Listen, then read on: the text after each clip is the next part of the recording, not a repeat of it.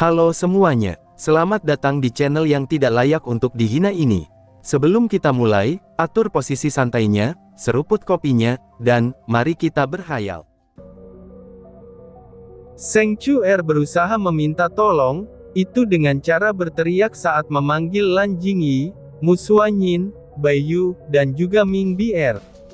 Tapi semua usahanya itu sia-sia, karena dia telah benar-benar ditarik oleh Lin Tian, dan masuk ke dalam kamarnya sendiri. Lan Jingyi dan Mu Xuanyin yang melihat Seng Chuer dibawa oleh Lin Tian, mereka hanya bisa menghela nafas dengan lega. Kemudian mereka saling memandang, dan tersenyum senang. "Maafkan kami Chuer, dan juga terima kasih," ucap Mu Xuanyin sambil melihat ke arah Lin Tian yang membawa Seng Chuer. "Kakak, untuk beberapa hari ini kita bisa amankan?" tanya Lan Jingyi. "Iya, ayo pergi dari sini, jangan sampai suami menangkap kita juga," jawab Mu Xuanyin. Keduanya pun pergi dari sana dengan terburu-buru, karena mereka takut kalau Lin Tian akan kembali, dan menangkap mereka juga seperti Seng Chuer. Tapi wajah mereka tampak seperti sangat bahagia, karena Seng Chuer sekarang sudah bisa melihat lagi. "Saudara Lin, bisakah aku dibebaskan kali ini saja?" tanya Seng Chuer yang telah berada di dalam kamar. Lin Tian berpura-pura berpikir dengan perkataan Seng Chuer. Melihat ada kesempatan, Seng Chuer langsung berlari menuju pintu. Tapi sayang dengan beribu kali sayang, Lin Tian tentu saja tahu apa yang direncanakan oleh Seng Chuer, dan dia segera ditangkap kembali dengan sangat mudah oleh Lin Tian. Tidak karena sebelumnya sudah bebas, dan sekarang tidak bisa bebas. "Bukankah istriku ini harus memberikan aku hadiah, karena aku telah membantu menyembuhkan matamu," ucap Lin Tian saat menggoda Seng Chuer yang sudah terlihat sedikit pasrah, dengan apa yang akan terjadi padanya. Seng Chuer juga sedikit malu saat melihat Lin Tian. Tapi di dalam hatinya, dia juga bahagia bisa bertemu dengan pria yang mau menerimanya, meskipun dia tidak bisa melihat sebelumnya. Bahkan sampai saat ini pun, dia juga masih belum bisa percaya kalau dia bisa melihat lagi. Meskipun dulu dia memiliki mata takdir sebagai ganti untuk melihat dunia, tapi juga kadang-kadang akan ada batasannya. "Baiklah, mari kita mulai pemeriksaannya," ucap Lin Tian. "Tidak," teriak Seng Chuer dari dalam kamar itu. Cerita berpindah. "Ah, anggur ini memang enak. Untung saja aku telah mencuri beberapa amer di alam kehidupan," ucap naga kecil yang terlihat sedang berbaring di punggung monster iblis yang sangat besar di lautan, yang saat ini berada jauh dari ibu kota kehancuran. Jika dilihat lagi, itu adalah seekor paus yang agak menyedihkan. Karena di wajahnya, itu terdapat beberapa bekas cakar yang disebabkan oleh naga kecil. Seperti monster lainnya yang pernah menderita di tangan naga kecil, tentu saja monster paus bertanduk itu tidak jauh berbeda. Awalnya dia melihat naga kecil yang bersantai dengan sebatang kayu di lautan, lalu dia berpikir kalau naga kecil adalah makanan yang bernutrisi. Jadi, dia segera menyerang naga kecil yang menikmati waktu hidupnya yang bahagia. Namun sayangnya, itu bukanlah makanan yang paus bertanduk itu dapatkan, tapi malah pukulan dan cakaran naga kecil yang dia dapat. Akibat dari itu juga, dia menjadi perahu hidup untuk naga kecil yang tengah mabok di punggung besarnya. Jika aku pikirkan, wanita memang cukup mengerikan. Apalagi, saat aku melihat kakak dihajar sampai babak belur seperti itu, ucap naga kecil Yeseng benar-benar tidak dapat membayangkannya. Jika dia juga ditangkap oleh Bai Yu seperti itu, maka hidupnya juga akan menyedihkan. Untung saja dia sedikit pintar, dan dia langsung kabur di saat semua orang sedang sibuk memperhatikan Bai kecil dan yang lainnya waktu itu. Karena kesempatan itulah, yang telah membuat hidup kecilnya selamat untuk sekarang ini. Naga kecil memandang ke langit, lalu memikirkan beberapa hal kenangan masa lalu di dalam pikirannya. Dan masa lalunya itu, tampaknya jauh sebelum adanya peradaban seperti sekarang. Di mana dahulu hanya ada beberapa dewa yang menjadi penguasa di sini, dan bahkan yang mengatur seluruh alam yang ada. Bahkan bisa dibilang, mereka adalah dewa yang lebih luar biasa dari dewa yang sekarang. Apa yang kamu lakukan? Ucap naga kecil sambil memandang seorang pria berpakaian biru di depannya. Aku akan menghancurkan apapun yang ada di sini, dan aku akan memulai peradaban baru lagi, jawab sosok biru tersebut sambil memandang naga kecil. Di tempat sosok biru itu berada, itu ada beberapa mayat yang sangat dikenal oleh naga kecil. Bahkan naga kecil melihat ada sesosok wanita yang terbujur kaku di sana, dan itu membuat air matanya sudah berubah menjadi darah saat memandang pria tersebut.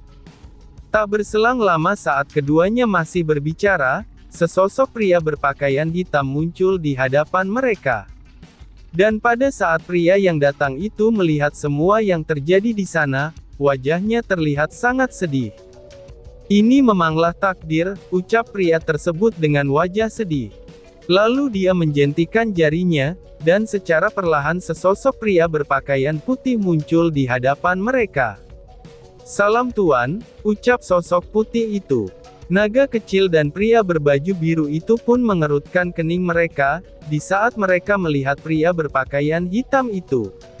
Mereka terlihat terus mengumpulkan energi mereka, dan bersiap untuk menyerang pria tersebut. Takdir tidak bisa diubah. Meskipun kamu adalah dewa sekalipun, jika kamu ditakdirkan mati, maka kamu pasti akan mati, ucap pria berpakaian hitam dengan tenang. Apakah kamu ingin membunuhku? Tanya pria berpakaian biru tersebut dengan serius. Pria berpakaian hitam itu menggelengkan kepalanya, lalu dia mengangkat tangannya, dan lubang hitam yang besar muncul di belakang pria berpakaian biru tersebut. Melihat ada lubang hitam di belakangnya, pria berpakaian biru tersebut memandangi pria berpakaian hitam itu dengan marah. Apakah kamu sudah gila? Kamu ingin memulai peradaban lagi sekarang? Kamu juga pasti akan mati, dan kemudian menghilang setelah melakukan itu. Ucap pria berpakaian biru itu.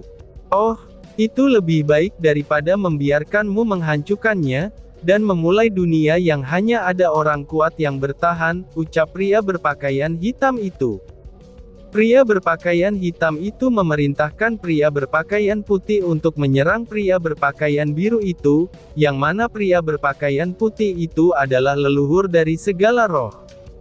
Dengan perintah dari pria berpakaian hitam tersebut, leluhur roh itu segera menyerang, dan membiarkan pria berpakaian biru itu ditarik ke dalam lubang hitam tersebut. Naga kecil juga membantunya, lalu dengan gabungan dari serangan mereka berdua, dan pria berpakaian biru itu pun tersedot ke dalam lubang hitam. Tetapi sebelum dia tersedot ke dalam lubang hitam itu, dia berteriak ke arah ketiganya. Dunia akan tetap hancur, dan itu adalah takdir yang kamu tulis sendiri. Dewa takdir, selamanya tidak akan ada orang yang dapat melawan takdir kejammu itu. Teriak pria berpakaian biru tersebut. Mendengar kata-kata terakhir dari pria itu, naga kecil pun terdiam. Apa yang dikatakan pria tersebut memang benar adanya. Meskipun dunia pulih kembali, tapi takdir tetap akan menyelimuti seluruh makhluk yang akan terus membuat kekacauan, dan pada akhirnya akan jatuh lebih menyedihkan daripada sekarang. Takdir memang tidak bisa diubah, tapi setidaknya takdir dapat mengontrol semua hal yang ada dengan teratur, ucap pria berpakaian hitam itu dengan tenang. Naga kecil memandang pria berpakaian hitam tersebut dengan serius, dan dia benar-benar tidak mengerti. Sebenarnya apa yang difikirkan pria ini, sampai-sampai dia mengatur seluruh alam dan dunia melalui takdir. Apakah kamu masih bingung dengan takdir? Tanya pria itu kepada naga kecil. Naga kecil tidak menjawabnya, dan dia terus memandangi pria itu dengan wajah serius, dan juga ada sedikit kebencian di matanya yang biru tersebut. Itu sudah jelas, meskipun pria ini telah membantunya, tapi tetap saja dia membenci takdir dari pria tersebut. Karena takdir bodohmu itu, aku harus kehilangan seseorang yang amat penting bagiku. Ucap naga kecil dengan marah. Itu juga sudah takdir. Dan begitu juga kamu, aku akan mengurungmu di sana sampai kamu menerima takdirmu, ucap pria berpakaian hitam itu. Takdir ya, Cih, selamanya aku tidak akan percaya. Dan dapat aku pastikan, takdir itu hanyalah orang bodoh sepertimu saja yang mempercayainya, teriak naga kecil dengan marah. Dia langsung bersiap untuk pergi dari sana dengan merobek ruang, karena dia tahu kalau dewa takdir adalah dewa yang sangat kuat. Bahkan naga kecil sendiri dalam kondisi terluka, jadi tentu saja dia bukanlah lawan dari dewa takdir ini. Kamu akan terkurung dalam waktu yang tidak terbatas, dan ini sudah menjadi takdirmu, ucap pria itu, dan menghalangi naga kecil pergi dengan rantai emas yang langsung mengikat leher naga kecil. Bajingan, teriak naga kecil dengan marah. Naga kecil berusaha melepaskan rantai yang ada di lehernya, tapi apa yang dia lakukan itu sia-sia saja. Malahan rantai itu telah membuat dia terikat semakin kuat. Terimalah nasibmu naga langit, ucap leluhur roh dengan tenang saat memandangi naga kecil yang sudah terikat. Kamu adalah leluhur segala roh, tapi kamu dengan mudah menerimanya begitu saja. Apakah kamu sebegitu percayanya dengan takdir orang bodoh ini? Teriak naga kecil kepada leluhur roh. Jika ada orang yang dapat melawan takdirnya sendiri, maka aku pasti akan benar-benar mengabdikan diriku padanya. Aku di sini hanya percaya, kalau takdir tidak dapat diubah, jawab leluhur roh dengan wajah tenang tanpa riak sedikit pun.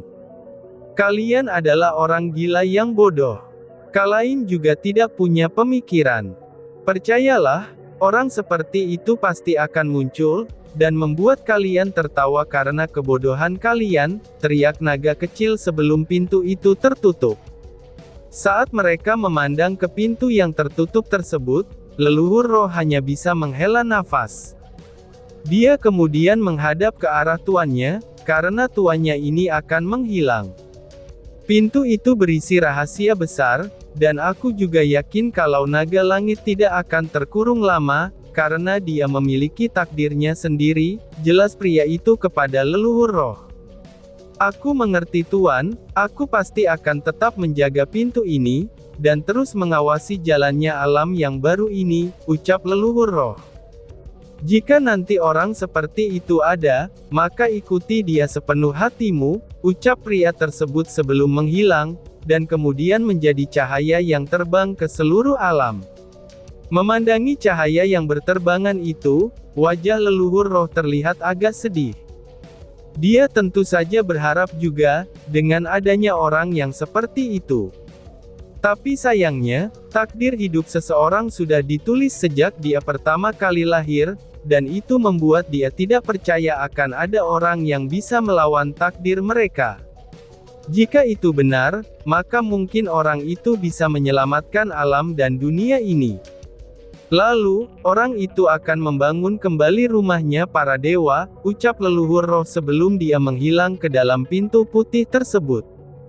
Di alam kehancuran saat naga kecil sedang bersantai, tiba-tiba saja air mata jatuh saat dia mengingat masa lalu yang menyedihkan itu. Dulu dia telah kehilangan orang-orang yang dia sayangi akibat takdir bodoh itu. Sejak dia dikurung pun dia tetap percaya kalau takdir itu bisa dilawan maupun diubah.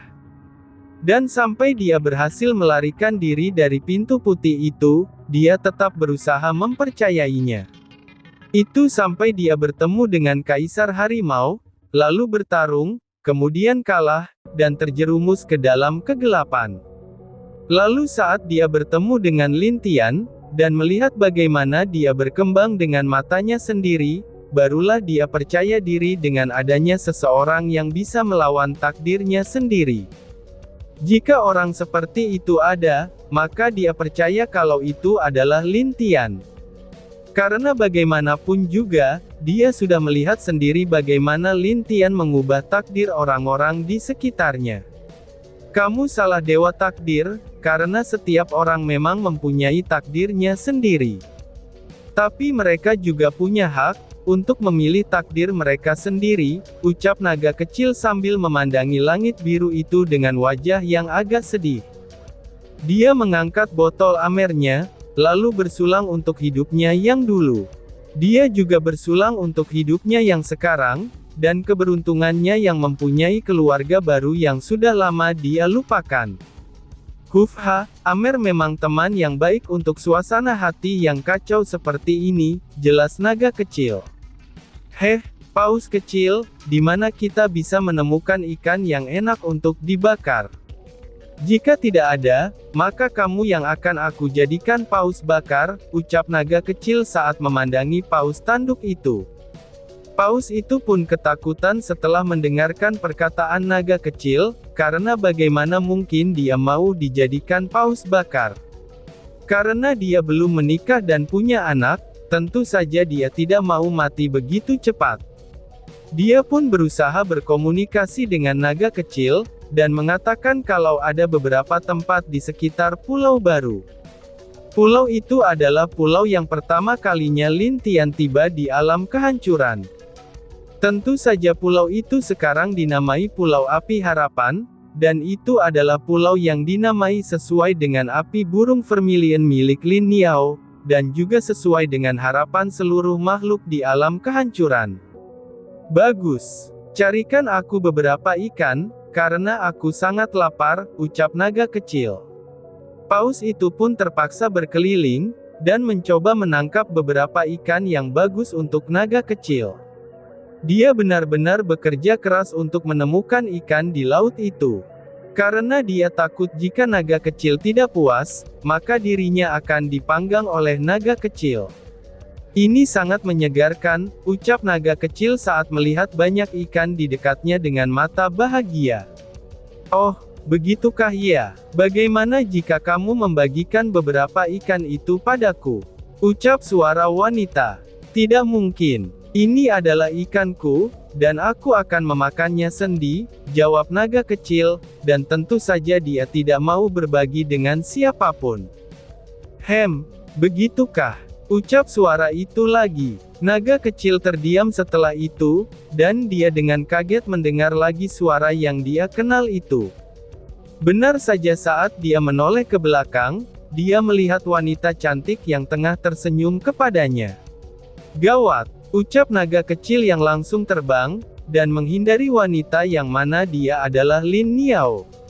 Mau kabur kemana? Kamu tidak akan bisa, ucap Lin Niao sambil melemparkan rantai biru ke arah naga kecil, dan itu membuat dia tertangkap lagi dengan mudah. Dan tiba-tiba saja bersambung. Sekian dan terima kasih banyak. Bye-bye.